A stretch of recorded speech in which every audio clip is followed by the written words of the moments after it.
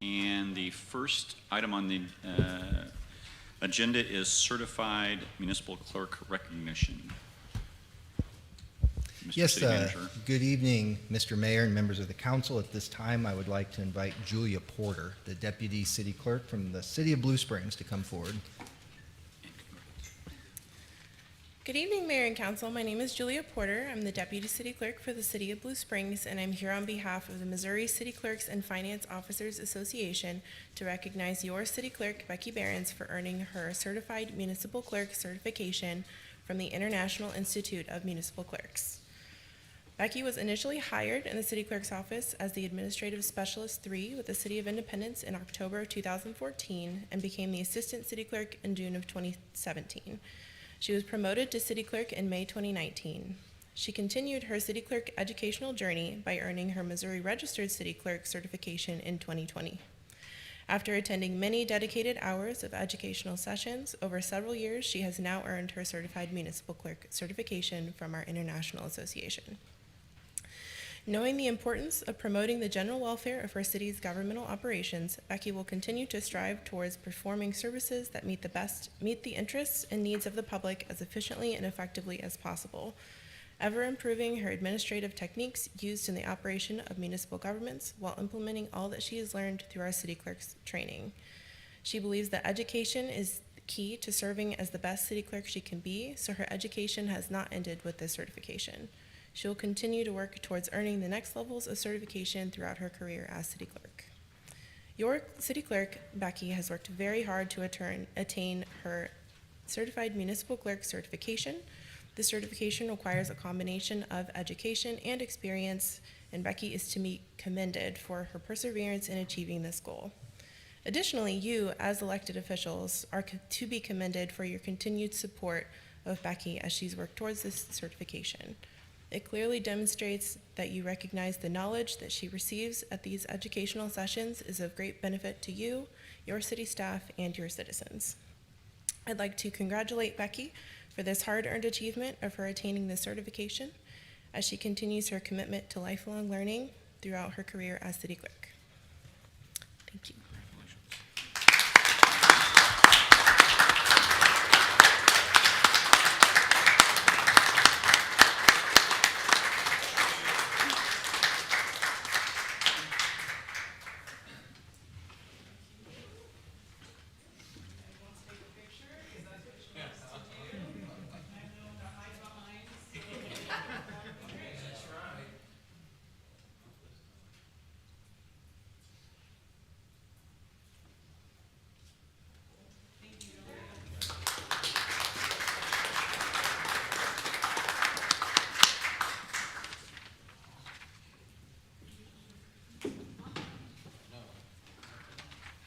And Mr. City Manager, the next one is presentation on the Municipal Services Department design concept of Nolan Road. Yes, again, Mr. Mayor, members of the council, good evening. I know many of you, along with our office, have received some inquiries since the city announced being awarded the $10 million federal RAISE grant for the Nolan Road Complete Streets project. So we wanted to make sure we were able to provide you and the community an update on what that project proposes to do, timeline, scope, and so forth. So this evening, Municipal Services Director Lisa Reynolds is here to give you just that update. Good evening, Mayor and Council. Like our city manager said, there's not very many projects that get this much attention before we've even taken them to design. So we just wanted to take a few minutes to go over just an overview of the project, where it came from, and what this project is and isn't. So just a little history. This project is actually called out in several documents. Nolan Road Now is a document that was created by the Nolan Road CID. In addition to being part of that plan, they've sent a letter of support for a grant application that we'd put in for this same project previously to the Surface Transportation Projects Committee through Mid-America Regional Council. And then we submitted also through the RAISE grant program as well. It is also in our strategic plan, Independence for All this meets 3 objectives of that plan in improving the perception of public safety, our built environment, major commercial corridors with lighting and sidewalks and things like that. It's part of KC Connected 2050, a regional plan. It has its own project number in that plan as well. And it addresses our complete streets policy that was adopted by council in 2011. And just for your reference, some streets that were previously done under that policy would include sections of Truman Road, sections of Chrysler Avenue, Jackson Drive, and Little Blue Parkway. Then 40 Highway is currently under construction in a complete streets project. And then obviously 24 Highway has 3 phases upcoming as well. So this project, the inception was basically, again, part of all those plans, but also it's Vision Zero focused. Vision Zero is actually a global initiative, but it's been adopted by several states, including Missouri, and is part of the scoring criteria going forward for grants in the future for regional dollars. Vision Zero is simply an effort to not reduce, completely eliminate all vehicular and pedestrian fatalities and serious injuries. I really can't talk, I swear. Basically, the framing of Vision Zero is that all accidents are preventable, and the infrastructure just needs to be in place to keep them from happening. Again, phase 1 of the 24 Highway project is Truman and Nolan and 24, so this project would just be a continuation of that down Nolan Road. It's 1.7 miles in length, so it would terminate at Fair. This project is also complementary to Truman Connected and the Square Streetscape. We did receive a RAISE grant, which is a highly competitive grant. I've mentioned this project to several other colleagues because we're very excited about it, and just the shock of receiving a RAISE grant was pretty impressive. And I believe Jackie White, our city engineer, said we were one of 2, right? 2 people in the entire region to actually receive this kind of a grant. And it is for $10.16 million. And again, it just addresses the lack of complete streets vision policy or policy vision in that area. So what will it address? Basically, the big ticket items are pedestrian connectivity. There is 0 ADA compliant infrastructure as far as sidewalks go on this stretch of Nolan. So this would make all intersections ADA compliant and all crossing signals for pedestrian traffic ADA compliant, in addition to adding additional pedestrian crossing facilities. It would take care of the lack of sidewalk continuity, and for the sidewalk that exists, a lot of it's in very poor condition. So it would also replace the poor condition sidewalk. So we'd have continuous sidewalk through that 1.7 mile corridor on both sides of Nolan. This area is an area of persistent poverty as far as demographics go, which also means usually 0 vehicle households. So you've got a lot of households in the area that have no means of transportation other than mass transit, pedestrian, or bike facilities. And right now, we just simply don't have the facilities to serve them, as well as an aging in place population, again, heavily dependent on transit, bus routes, and pedestrian facilities. There's no green infrastructure along this corridor, and there's a complete lack of multimodal transportation infrastructure that exists today. The transit stop improvements could be anything along that purple line there, which is the Nolan Road bus route. That letter A is obviously the transit station right across the street here. And the transit improvements along this corridor would be ADA compliant landings, shelters, and anything that doesn't exist to enhance the comfort and ADA compliance of existing transit stops.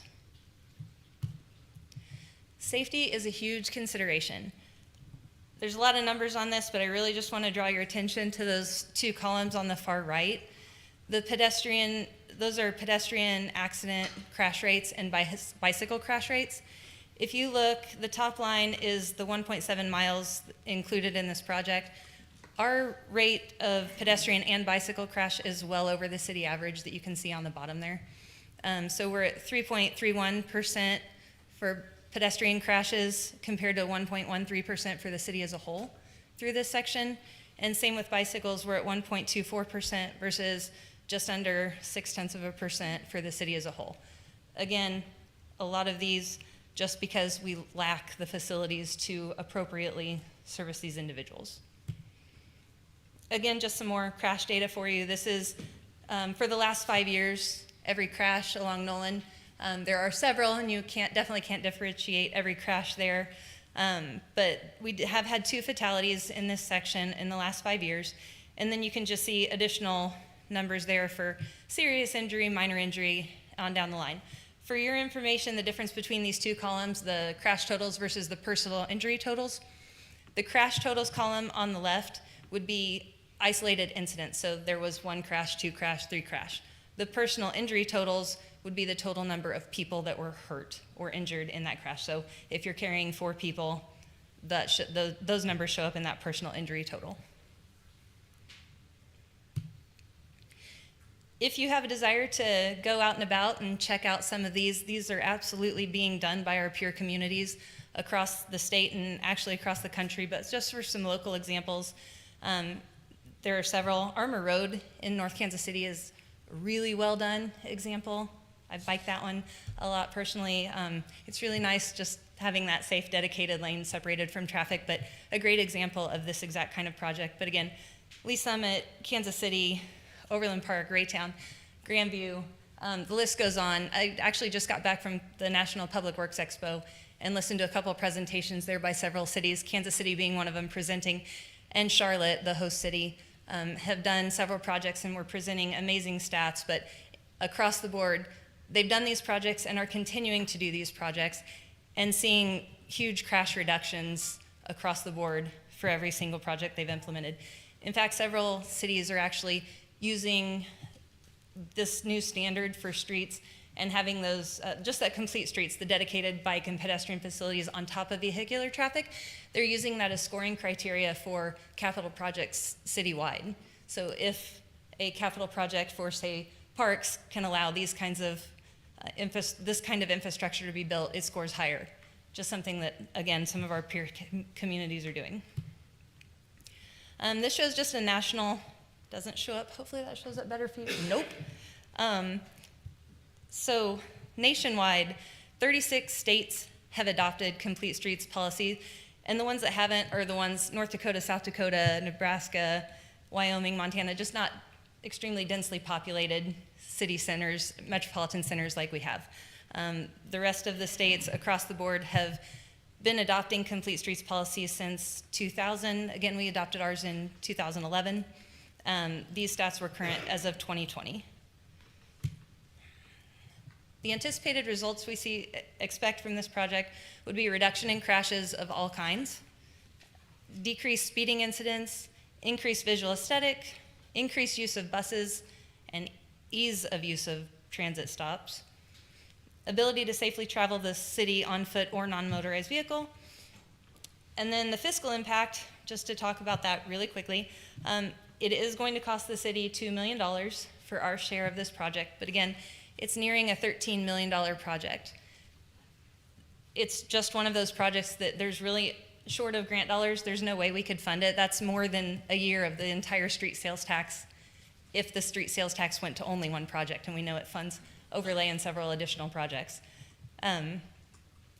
Also included in this project would be, well, I guess we can talk about economic and environmental impact. The benefit cost ratio is 5.2. Without boring you with lots of analytics and everything else that go along with coming up with that number, basically that is a number to say, is this an efficient project? Do the benefits outweigh the cost? If the number is 1 or positive in any way, it says do the project. So a 1, a 2 is a really solid score. A 5.2 is amazing, and probably one of the key reasons that we got this.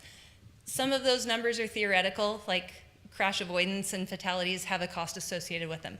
But also there are hard costs associated with it, like the conversion of all of the street lights along this section being converted from high pressure sodium lights to LEDs. Over 30 years, that saves roughly $2 million to the general fund. Another cost savings here would be mill and overlay associated with this section of Nolan Road. That would cost us about $1.7 million to do on our own that we'll have done with federal funds. It's very rare that we get grant money that can be used for overlay. So again, huge, exciting piece of this to be able to overlay any part of Nolan Road with federal grant dollars. So just in summary, again, this project carries out the Complete Streets vision that was enacted back in 2011. It provides transportation equity along the corridor. We've always, the old way of design was to simply design around vehicular traffic. And that's not the reality anymore. Transit is huge. Pedestrian and bike users are definitely out there and need facilities to keep them safe. This gives us the chance to provide that.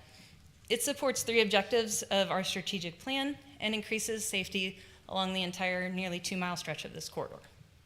And with that, I'll take any questions you may have. Any questions? Mr. Mayor, Proceed. what's the thinking of why it would decrease speeding incidents and why increase bus use? Those 2 things.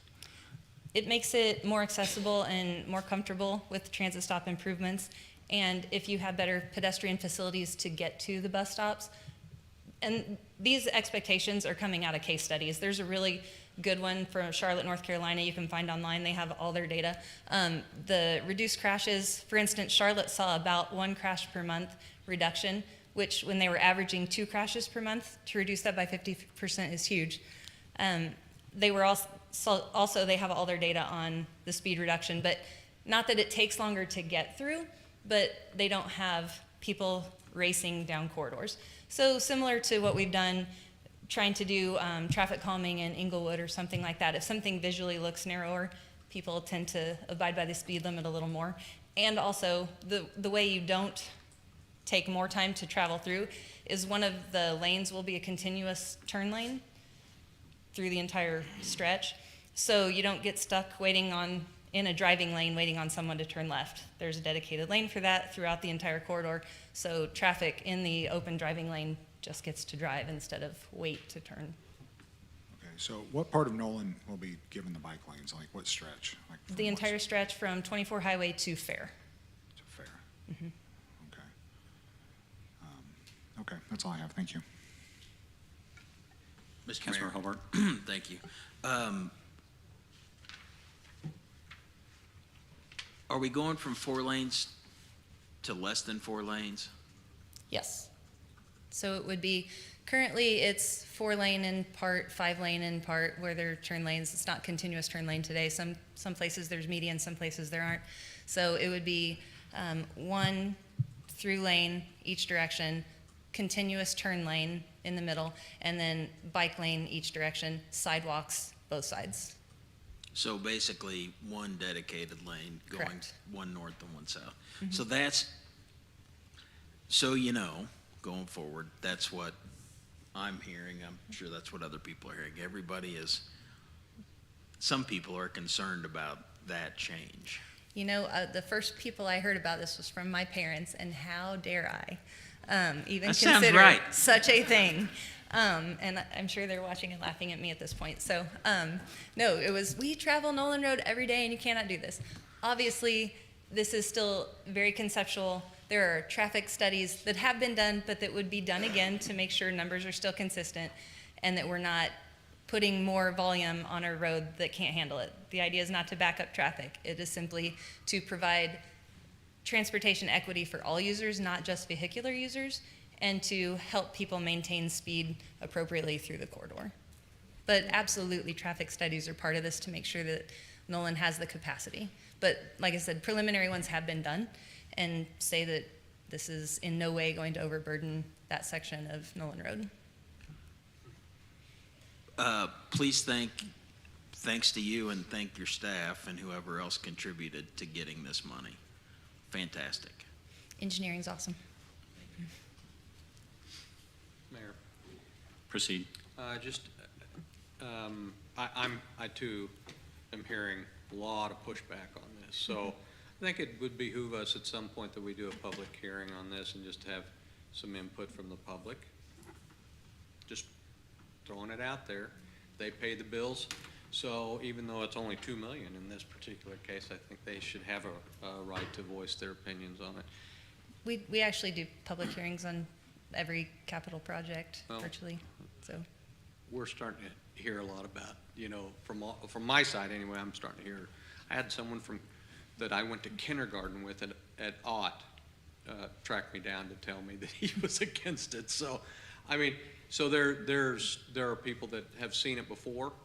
If you've lived in this city, as long as we have it, these types of projects, I think, have not gone well in the past. And so getting the input and doing a good job marketing why and how and why it's necessary is a good thing. I do have a question related to my district in 39th Street. There was some sidewalks put in front of the center. Are you aware of those? Not sidewalks we put in. But they're not part of it? Since they're, is there a requirement for ADA on Yes, sidewalks? yes. Has anybody inspected these? Actually, I saw a couple things with storm that looked like it was interfering on those sidewalks and had an inspector going to look at those. There's no way those are ADA.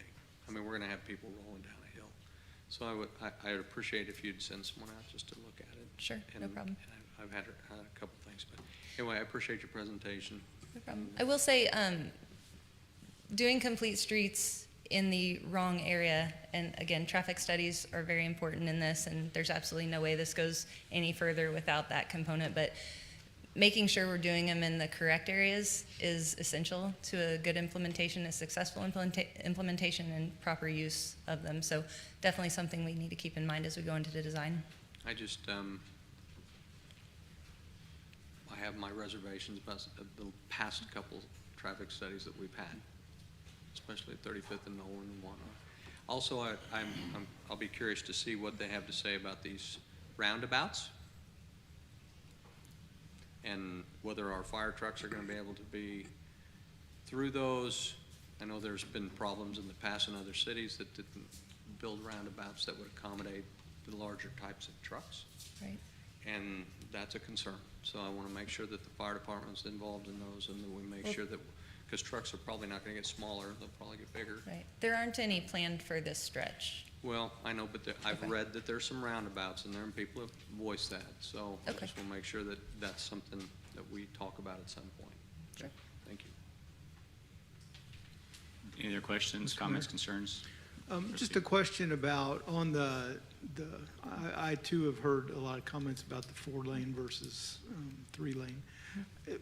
As you approach the different intersections with stoplights currently, I'm assuming those stoplights would stay in They this would. scenario. Would there be expectation that maybe the more lanes would stay closer to the intersections or not, or what's? Again, that's something we would ask and really dive into in design. This is all very preliminary. It was Okay. conversion of lights, additional lights, asking for ADA compliant facilities, additional pedestrian crossings that are ADA compliant, and transit stops. All those are part of the grant request, but no, and very, very high level conceptual design, but no hardcore details. Okay. And so a project this size is going to cost over $1 million to do design. Obviously, it would not be a responsible use of dollars to go ahead with that design if the project's not gonna go, right? So we hold design until project is approved. That makes sense. That makes sense. Well, conceptually, I like the idea of the bike lanes and the sidewalks and the transit stops, and all of that makes a lot of sense to me. I drive that real regular and always see people walking. Don't see as many bikers as what I'd like to see, and so I think all that sounds great. I'm just a little concerned about the loss of lanes there. So, thank you. Proceed. Thank you, Lisa. With the rest of my colleagues here, I've received some emails and different discussion points on sidebars of people that I've seen over the past several weeks with thoughts and concerns, puzzlements, all of that. What is this going to look like? Some valid concerns. 24 in Nolan, you're going into a school zone, high school, with a lot of activities that before school, after school, obviously, but also the after school activities, footballs, track meets, that can reduce a lot of traffic up along those areas and flow down south on 23rd, Nolan to 23rd Street. With a traffic study, will we hit those peak hours of a school year when we anticipate a football game there or other events that take place on multiple occasions to Sure. to Yeah, help we bump would- that number? We would absolutely have to include that, just so they're looking at all situations and all times of day and making sure that's covered. But certainly we can call that out specifically, just the proximity to the school there. And I'm sure any engineer's going to notice there's a high school on that corner. But yes, to call that out, and just that they obviously are going to have after-school activities that You know, you're right. will have guests. Yeah, well, and Councilman Fears, I mean, during the festival events, Santa Calgon being one, I mean, you're right. I mean, that can be a situation too. Is there any flexibility within the grant that, is spitballing here, instead of doing a 4-lane reduction, can we do, if there's ways to massage this grant or the implementation of this grant by using maybe a designated, not a designated lane per se for bicycle traffic, but can we use an existing lane with proper markings on it that they do in Kansas City that we've done at College close to 24 Highway? as Right, it the wraps shared road around? with just the Yeah, mark. that type of, I'm going to guess no, but Yes, no. The expectation will be to provide a dedicated facility for bikers. It's kind of expectation. oh, come on up. come on up. This is Jackie White, our new city engineer. I promised her I would try not to drag her up here tonight, but apparently I lied to well, her. you lied. Jackie White, city engineer. The expectation will be that we, Pull the microphone close, please. oh, sorry. The expectation will be that we provide dedicated facilities for bikers.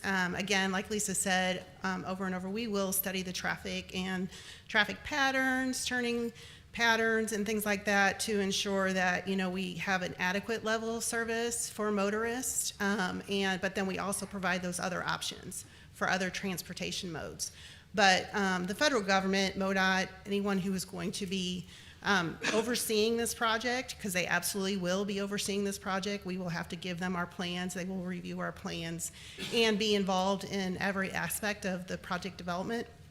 They will have an expectation that those modes are accommodated as part of the funds. So you guys did an excellent job getting that application, getting that funding. So I don't want to make it sound like throwing water on anything. So what is the ramifications if we hear in 6 months this is not maybe the way that we would like to go? The major thing is the maneuvering of the lanes. Sure. That's the major component that is really throwing up the flags. Sure. I mean, so anytime you hear road diet has been used, no one likes the diet in any form. So that automatically puts people on the, the perception that it's not going to be welcome or not going to work well. But if you think about it, when you have a 4-lane road, 2 lanes in each direction, the inside lane, you are very often stopped by the left turn movement. When you combine that turn lane to be a turn lane where you can make that left turn movement, you're not holding up the through traffic in either direction. So that is one benefit of it. There will still likely be required to have turning lanes at the intersections, left turn, right turn lanes. We'll have to figure out how bicycles or cyclists will be able to work with traffic in those locations. It's going to be all about good pavement marking, good signing, and well-planned and thought-out decisions based on how it's being used and in the motorists and things like that and the events that we have right now. So continues massaging this grant some is, and we can get in more discussion. Is there ways to massage that language to where we keep the lanes? Maybe add an additional. I don't know, to answer your question. Again, we'll have to really analyze it. We Sure. just have to analyze traffic. And, again, I don't think the perception should be that there's a loss. I think the perception should be that we are providing options. And not only motorists use corridors anymore, cyclists and pedestrians absolutely have to have a way to get from point A to point B in the services on the corridor, especially a corridor like Nolan Road. We're basically, motorists may have to slow down, but they will absolutely be getting through the corridor just fine, and traffic will be handled appropriately. So again, I would just caution you to not look at it as you're losing anything.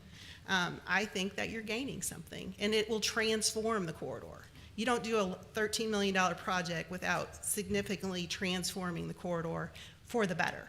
So, And again, this is something that the CID has issued a letter of support for and are actually actively requesting, knowing that it is a transformative project and brings people to the area as much as others will perceive a loss there of that lane. I hope you don't think the adversary right here is just a little pushback, devil's You're good. advocate, just discussing what's out there and what some of the conversations that we need to have to fulfill that. So I appreciate that. So moving forward, maybe we can see we'll get with yourself and the city manager's office to maybe have some of these community engagements more sooner than later.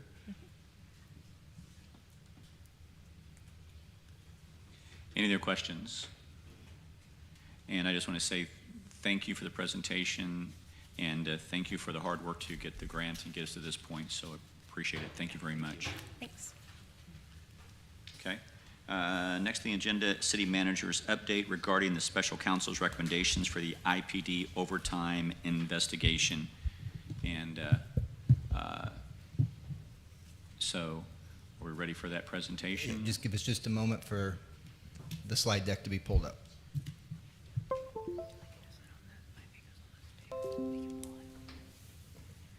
Let's do this if we may. How about if we just take a 4-minute break and we'll come back, and that way it'll be all up and running.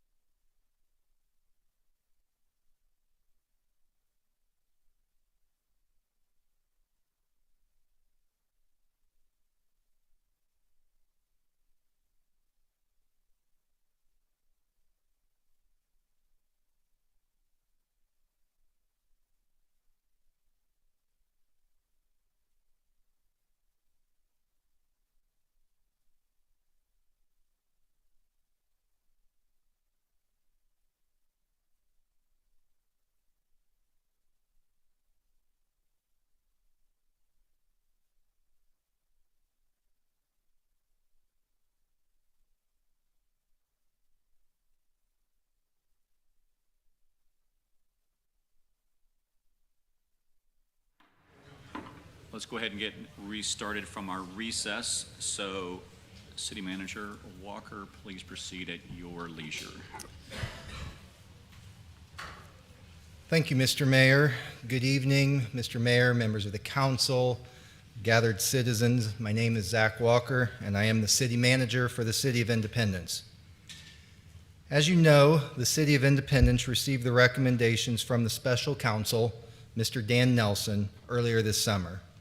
Mr. Nelson, a former assistant U.S. attorney and deputy Jackson County prosecutor, was retained by the city as an independent investigator following a whistleblower complaint made to me regarding the use of overtime in the Independence Police Department. I want to thank Mr. Nelson for his work. He has done the city a great service by submitting a report of such integrity and depth. He has my genuine and enduring gratitude. I also want to state very clearly, I endorse all the recommendations from Mr. Nelson's investigation. These are good conclusions that should be implemented, and my job as city manager is to bring you, the elected leaders of this city, our best collective and collaborative thinking from my leadership team on how to implement these changes. Since receiving the report in July, I have spent many days and nights working with my department directors to develop a plan of implementation. Though these recommendations were developed as the special counsel investigated the use of police overtime, they offer an opportunity to improve our policies and procedures for all City of Independence operations. And although it is just me sitting up here tonight, I want you to know that work has taken place so far and will continue is the result of many employees working together to make the city more effective and efficient as we continue to deliver the quality services our citizens rightfully demand. I recognize the hard work that will go into a lot of these policy changes.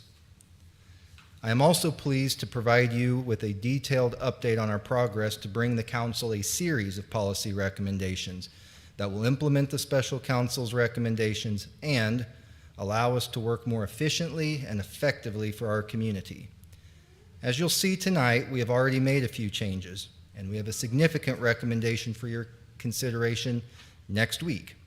We have a detailed plan to develop and make a series of recommendations to council, and we have delineated out other policy changes that will require more time and thought, as well as collaboration with key stakeholders in our organization, such as our unions.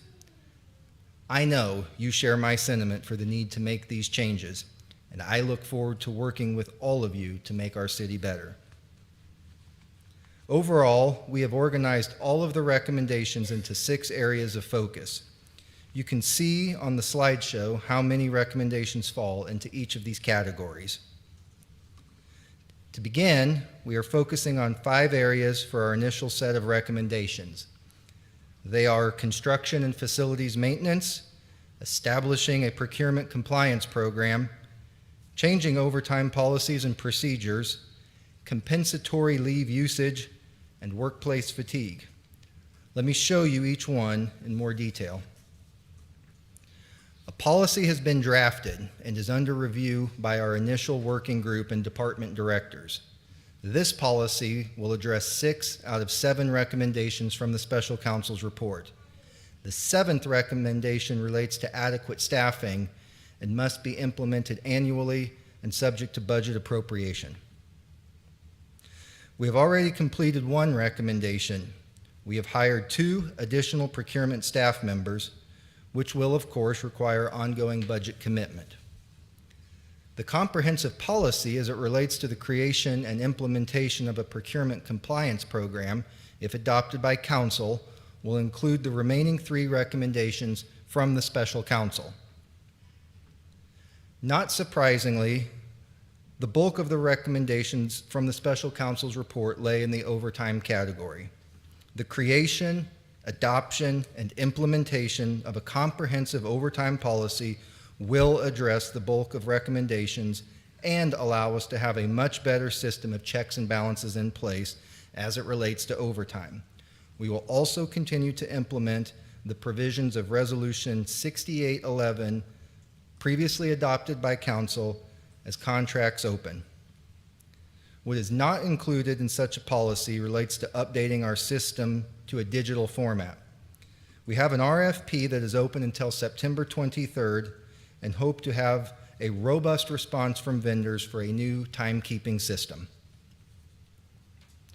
The special counsel's recommendation included the creation of a compensatory leave usage policy, which we intend to do.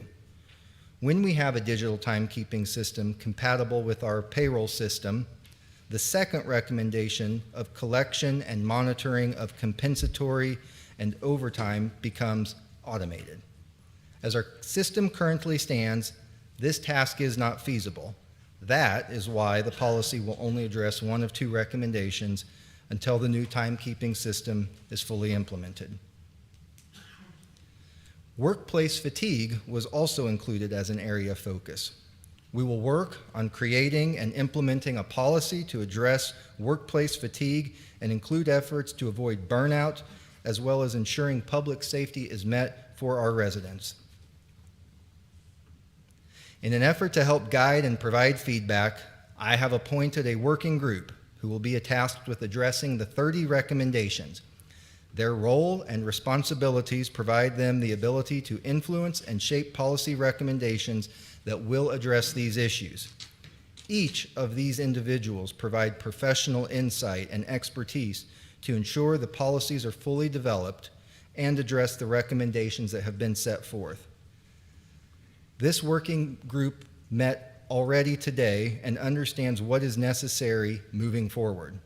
The members of this group include Chief Human Resources Officer Jennifer Vargo, Chief Financial Officer Cindy Gray, Chief of Police Adam Dustman, Municipal Services Director Lisa Reynolds, Deputy City Manager Adam Norris, and Assistant to the City Manager Samantha Morris. Finally, regarding the sixth area of focus as it relates to the special counsel's recommendation. If we adopt policies in overtime and compensatory leave usage, the problem of pension padding should subside over time.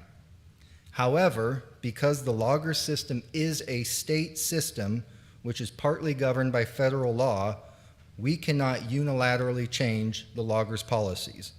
We have a representative from loggers scheduled to present to you at the September 26th study session to provide you more information about this program and Independence's current financial standing within it. Again, our intent is to change our policies in Independence so that we can address the concerns raised by large-scale pension padding. As I have shown you where we are headed, it is important to see what we have accomplished so far. As I mentioned before, Resolution 6811 was passed by the Council. We have a procurement staff of 3 full-time employees. Finance has implemented an overtime usage report that is submitted to me each payroll cycle. And finally, we have drafted a construction and facility management policy, which is under review. On Monday, September 19th, we will present a resolution to you that will amend the Personnel Policies and Procedures Manual regarding overtime. Within the next 45 days, we will also bring forward the construction and facility maintenance policy I previously referenced.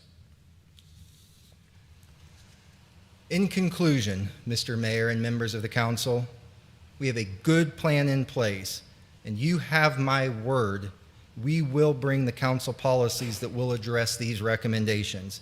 Each month, I will report to the Council on the steps we've taken and update you on our timeline as it relates to these 30 recommendations.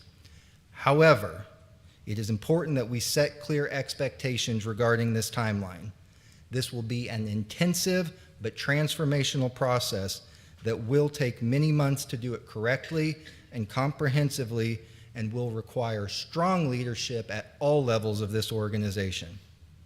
Let me say that while stronger policies and procedures are clearly needed to avoid any kind of repeat of this situation, internal controls do not represent any one event, but a series of actions and activities that must occur throughout the city operations and on an ongoing basis.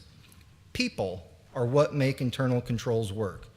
The responsibility for good internal controls rests with all of us, and I have every confidence that we will collectively do better. Mr. Mayor and members of the council, there is a great deal that my leadership team and I want to accomplish with you and for you, and that is exactly what we intend to do. Thank you. Thank you, Mr. City Manager. Any questions, comments, concerns?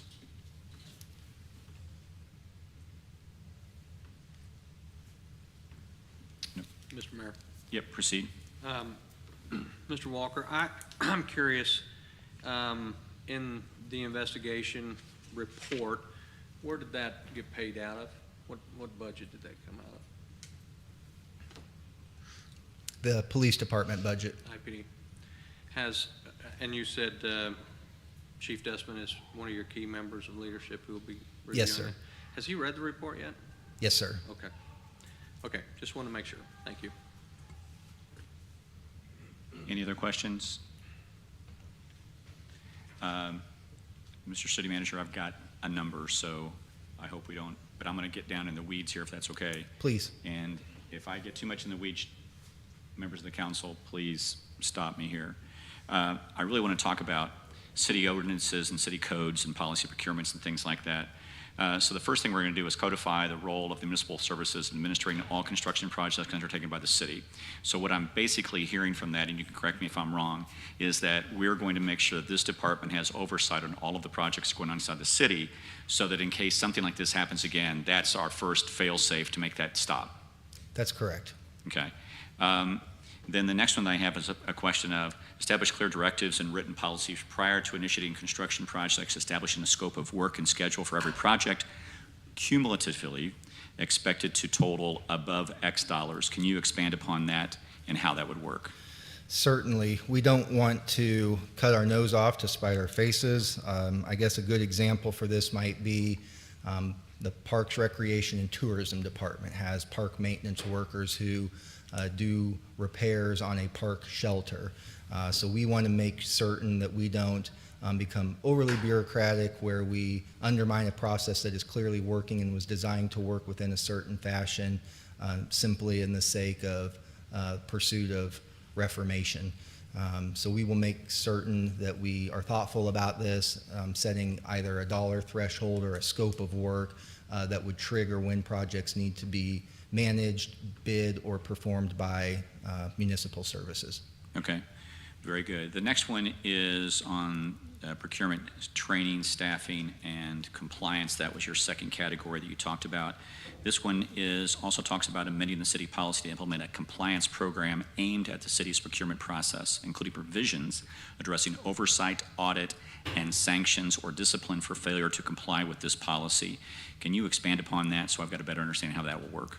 Certainly. So we want to make certain that our procurement policies, one, are as clear and well-defined and provide the appropriate guardrails as is possible. In fact, my bar on this is not to follow best practices, but to set best practices on this.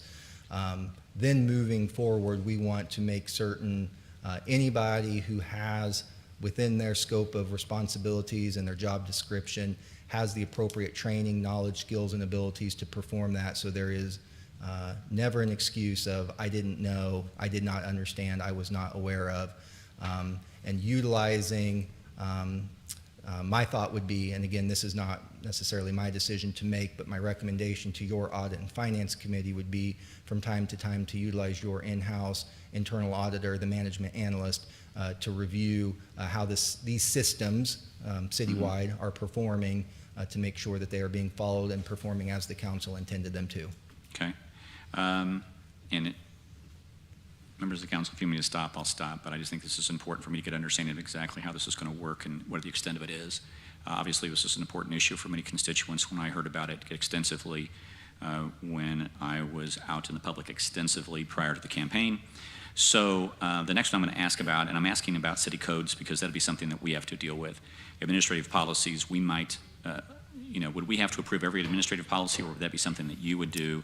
And because we don't do approve every administrative policy, but a city code and ordinance we do. You are correct. City code items can only be adopted by the governing body, the city council. Administrative policies are typically those items that relate to matters of personnel.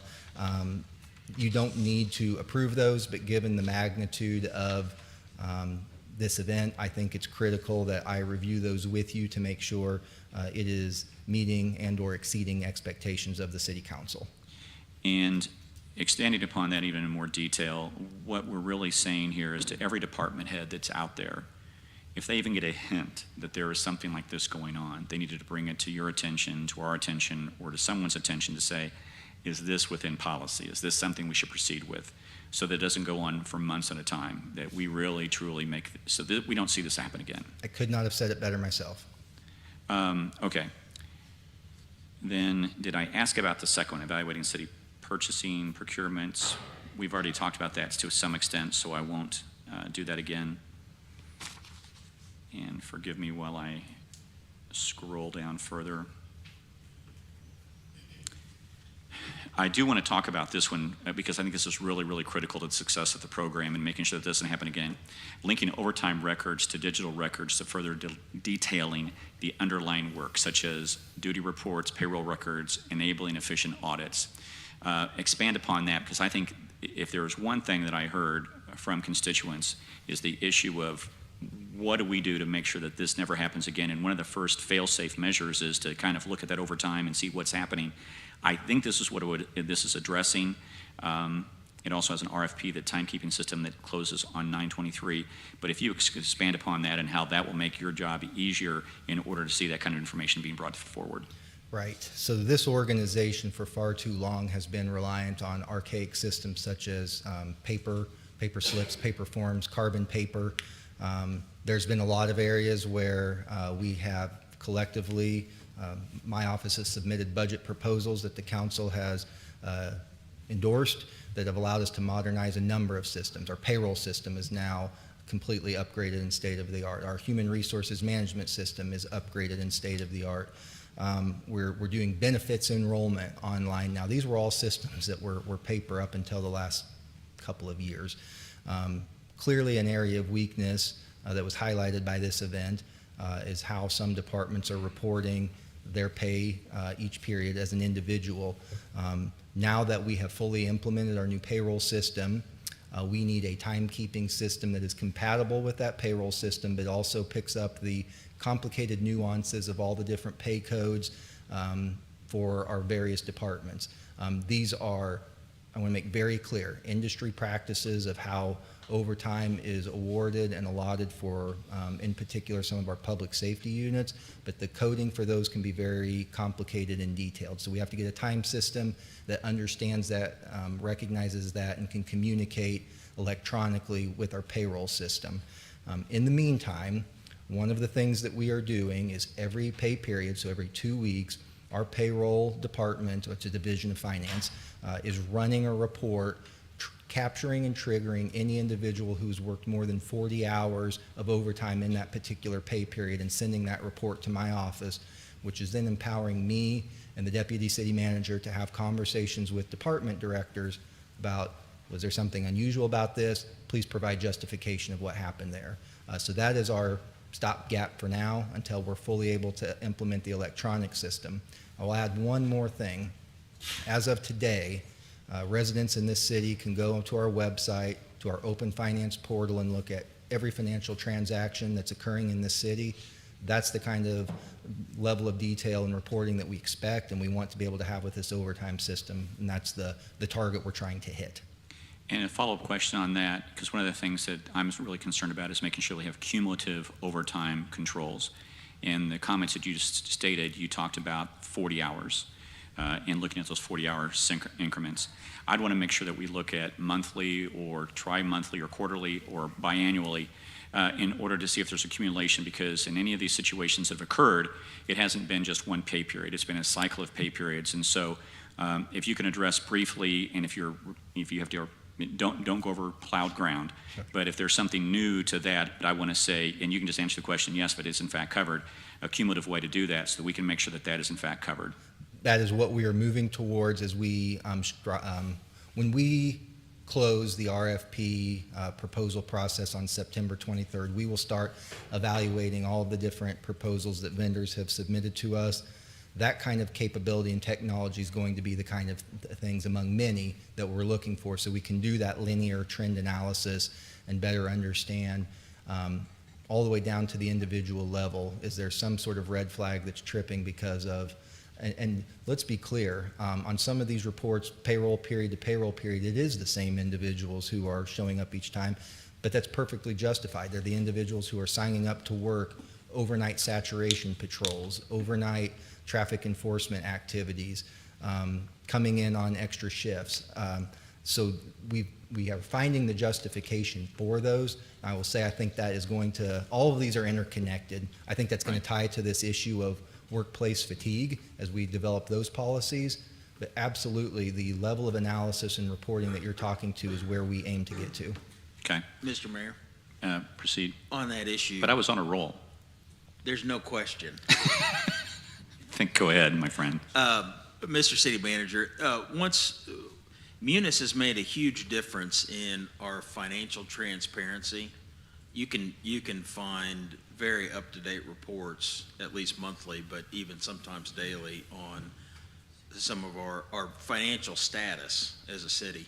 And what I'll be looking for on the payroll software is literally you should be able to keep track of it almost by day. You'll be able to, there'll be any kind of notice you want for we're going over budget if we stay on this pace, day by day, week by week, month by month. I mean, it will be extremely granular data, which is why it's so crucial for us to finish this digitization piece. The only thing I can add to that, because I agree with you, as you all know, it's long been our goal to become a more data-driven organization so that we can empower each of you with the information that helps you make the decisions about allocation of those resources to the many, many services the citizens are rightfully expecting in the city. Well, it's crucial thank you for that, and we appreciate that. It's crucial also, though, for department directors. Correct. This gives far more insight into, their organization, not just on a sort of a month-to-month basis or a year-to-year basis with the budget, but they'll be able to see right away what projects are being worked on, what they were projected, the hours, and how much they ended up being, and all those things. I mean, it's going to be extremely valuable. That's very true, and it's going to help them drive accountability within and down through their departments, absolutely. Mr. Mayor, before you get back on your roll again, I just would like to add that too, that on the timekeeping, that the Audit and Finance Committee is reviewing that when that closes and making sure we get status reports of that and getting that implemented timely and on budget. Yeah, for those of you who haven't been able to watch one of those meetings recently, the Audit and Finance Committee was very on point, I should say, about updates each month when they met about implementation of the Munis system to make sure that that was implemented fully and accurately with no hiccups, and now are picking up the ball with the timekeeping system much in the same fashion.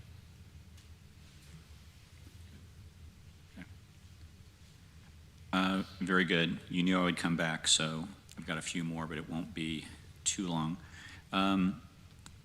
It says determine whether overtime can be used for non-departmental work, which this would have the overtime in this particular situation that we're all concerned about would have clearly been a non-departmental activity. Correct.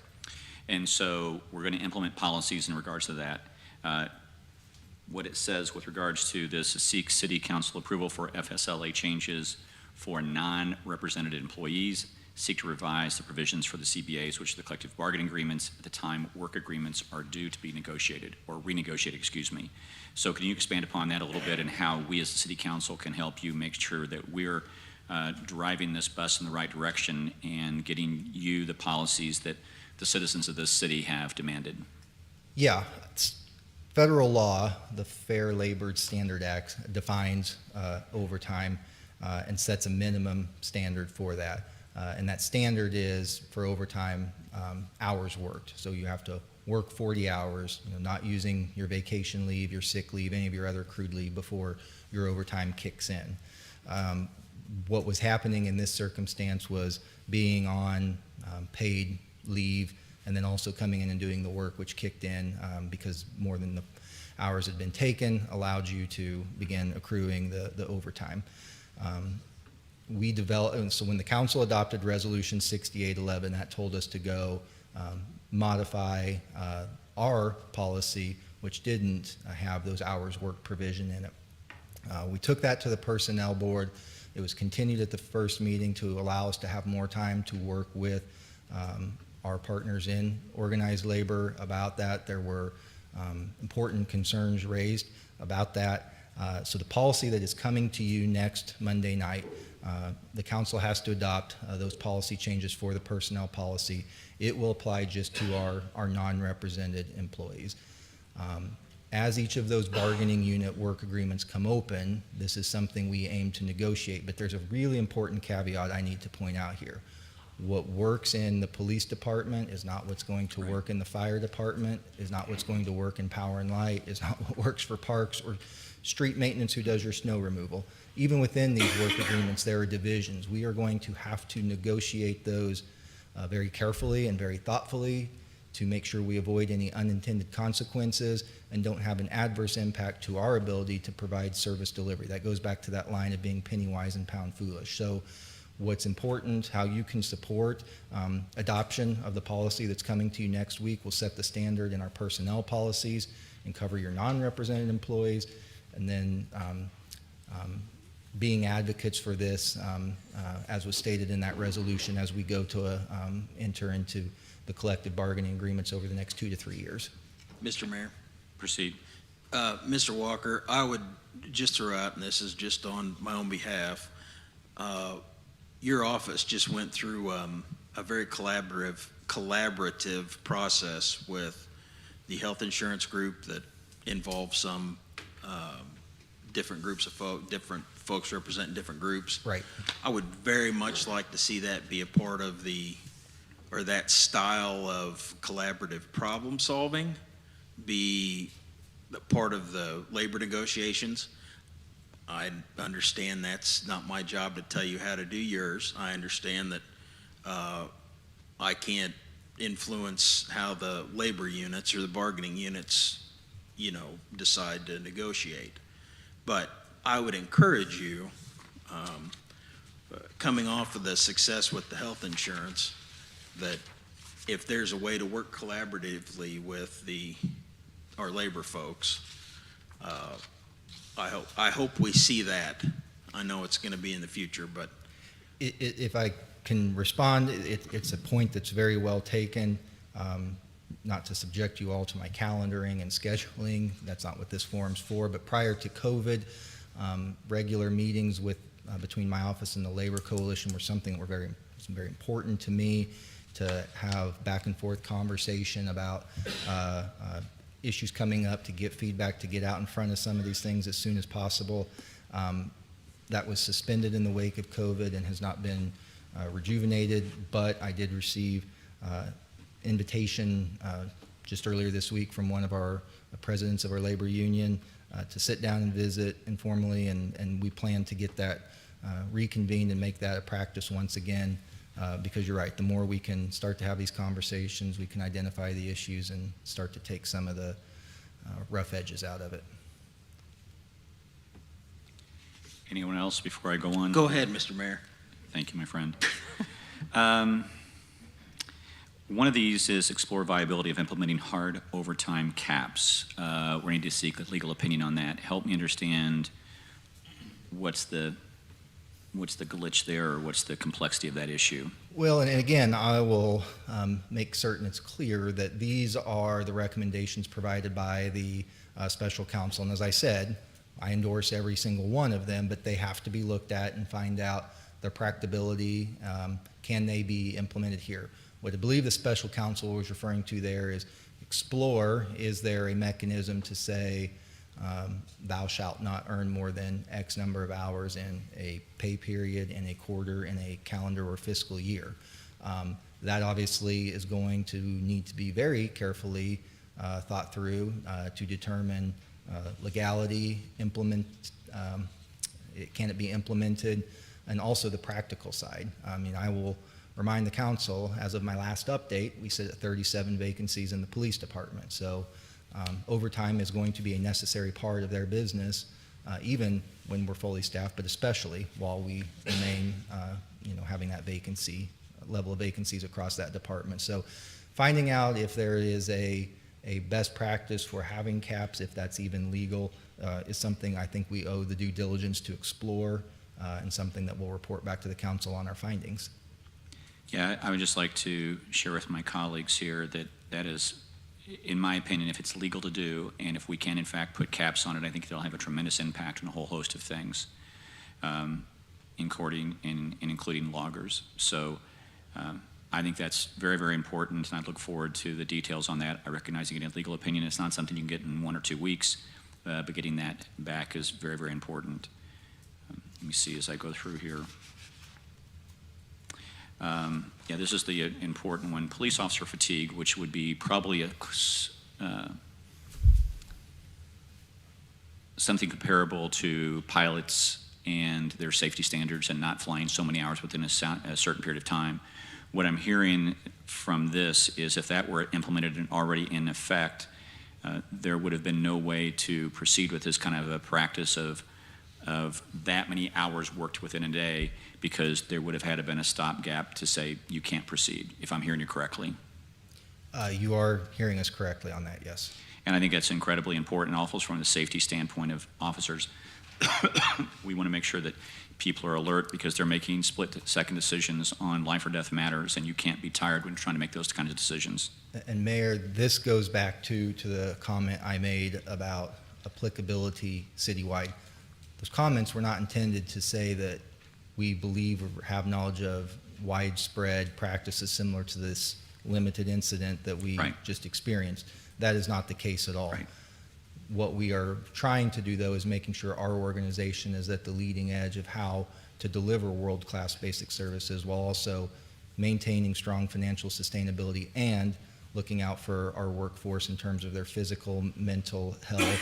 That's been a primary focus of our health department, based on guidance we've gotten from the council, is overall mental health and well-being, something I know the Stay Well Committee is taking a look at. So this all factors into that conversation, as you said, not to be punitive, but rather to look out for well-being of all parties involved.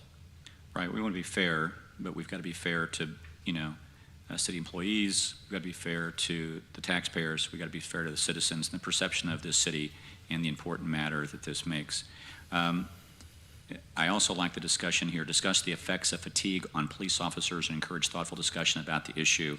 And obviously you're going to meet with FOP and the leadership team in order to discuss that. Have those discussions started, or are they just kind of preliminary with right now with where you're at?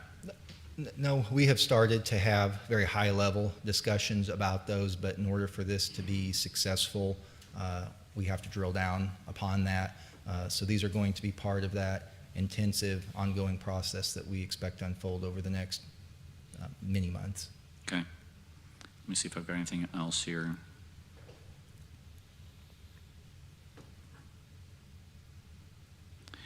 This one is an important one, and I think this is really critical for the discussion we had with regards to the media coverage of this item.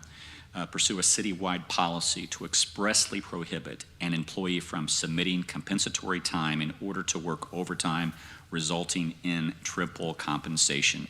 If you could go into details on that a little bit and how that's worked in the past, and then how we can get a policy to make sure that that is not an accrued payment to folks. Well, it goes to the point I was talking about generally a moment ago, where if an employee were to utilize some mechanism of accrued leave, whether that be sick leave or vacation leave or personal business leave, our current policy does not have a cap on how much leave an individual can earn. So, if you've been here many, many years, you may have pretty strong sick leave balance built up, or vacation balance, et cetera. What could happen if that loophole were exposed were to put yourself on vacation leave because you're going to catch up your honey-do list that week. And then a call goes out that, they're short officers for a shift. They need people to come in. You come in and you start working, but because you've taken your 40 hours of vacation that week, you're getting your time and a half overtime pay for that, and your payment into your logger system is being recorded at that hourly rate of 1.5 times. So that's what was referred to as the triple dipping.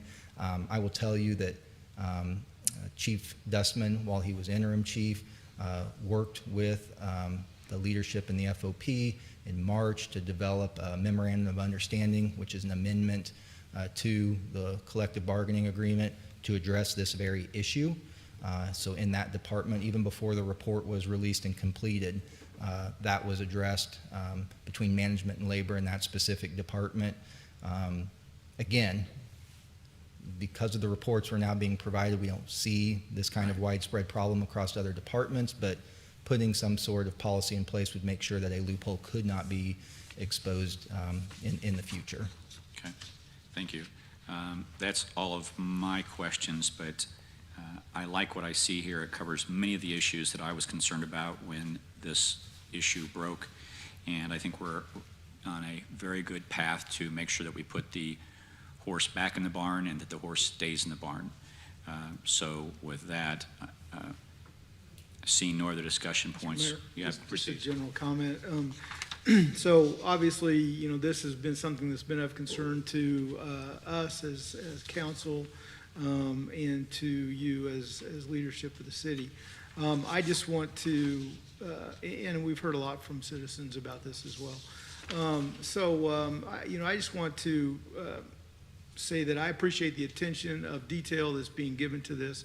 I appreciate what's already come to us in the way of changes and hearing about the changes that have been implemented already, and look forward to the additional things to come to us to kind of fine tune all of this.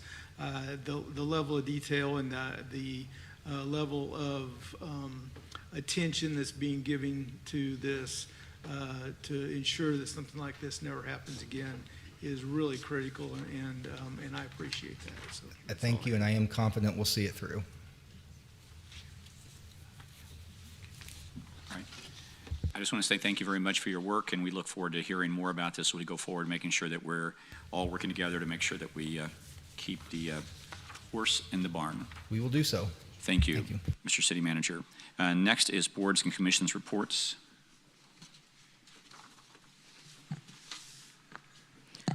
If you recall, last study session, we talked a little bit about merging some of the oversight committees for sales tax and use tax.